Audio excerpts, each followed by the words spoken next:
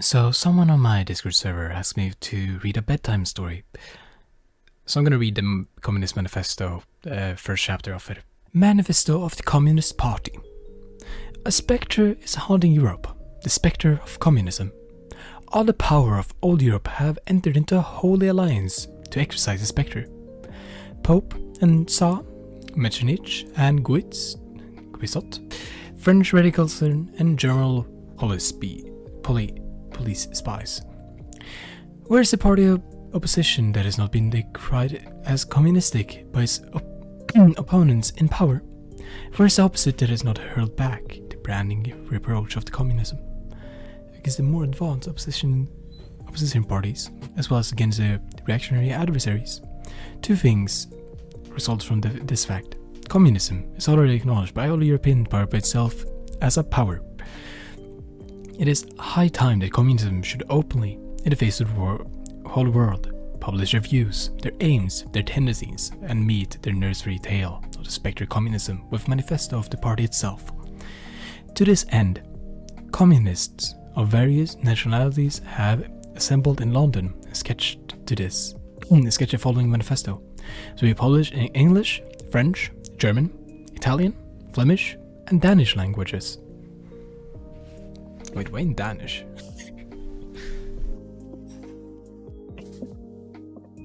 So for that, I had to close my door. The history of hitherto existing society is the history of the class struggles: freeman and slave, patrician and plebeian, lord and serf, guildmaster and the journeyman. In a word, oppressor and the oppressed stood in constant opposition to one another, carried on an uninterrupted, now hidden, now open fight, a fight that each time ended either in revolutionary reconstitution of society at large, or in the common ruin of the contending classes. In the earlier epochs of the history, we find almost everywhere a complicated arrangement of society in various orders, a manifold gradation of social rank. In general, we have patricians, knights, plebeians, slaves. In the Middle Ages, feudal lords, vassal, guildmasters, journeymen, apprentices, serfs. In most of all of these classes, again, subordinal gradations. The modern bourgeois society has sprouted from the ruins of feudal society, has not done away with class antagonism. It has but established new classes, new conditions of oppression, new forms of struggle in a place of old ones. And then a lot of this I won't read that. Our epoch is the epoch of the bourgeois processes.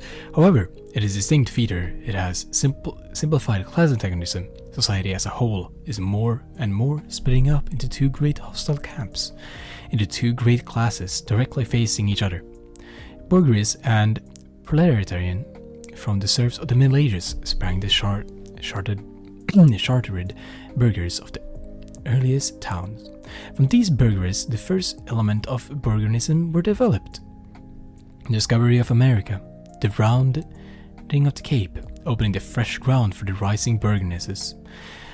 The East Indian and Chinese marketers, the colonization of America, trade with the colonies, the increase in means of exchange and commodities generally have commerce to navigation, to industry, an impulse never before known, thereby the revolutionary element in tottering feudal society, a rapid development.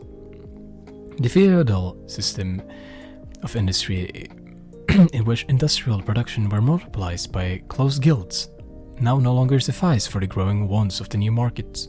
The manufacturing system took its place. The guildmasters were pushed on one side by the manufacturing middle class. Division of labor between the different corporate guilds vanished in the face of the division of labor in each single workshop. Meantime, the market kept growing, the demand were ever rising. Even a manufacturer no longer sufficed. Thereupon, steam, machinery revolutionized industrial production. The place of manufactured was taken by giant modern industry. The place of industrial middle class by industrial millionaires. the leaders of the whole industrial armies, the modern bourgeois. Modern history has established the world market, in which the discovery of America paved the ways. This market has given the immense development to commerce, to navigate to communication by land. This development has, in its turn, reacted on the extension of industry. In a proportion as an industry commerced, railways extended. In the same proportion, the bourgeoisie developed. Increased as a capital, and they pushed the backward every class handed down to the Middle Ages. We see, therefore, how the modern bourgeoisation is itself the product of a long course of development of the series revolutionary in the modes of production and of exchange. Each step in the development of the bourgeoisies was accompanied by corresponding political advances of that class. An oppressed class under the sway of the feudal nobility, an armed and self-governing association in the medieval commune. Here in depth in the urban republic, and as in Italy and Germany, the taxable third estate their taxable third estate of the monarchy, as in France, afterwards in the period of the manufacturing proper, serving either the semi-feudal or the absolute monarch as the counterpoise against the nobility, and in fact cornerstone of the great monarchies in general. The bourgeoisie has at last, since establishment of modern industry and of the world market, conquered for itself. The modern representation state, exclusive political sway, the executive of the modern state of the Committee for Managing Common Affairs for the whole bourgeoisies. The bourgeoisies historically has played a most revolutionary part.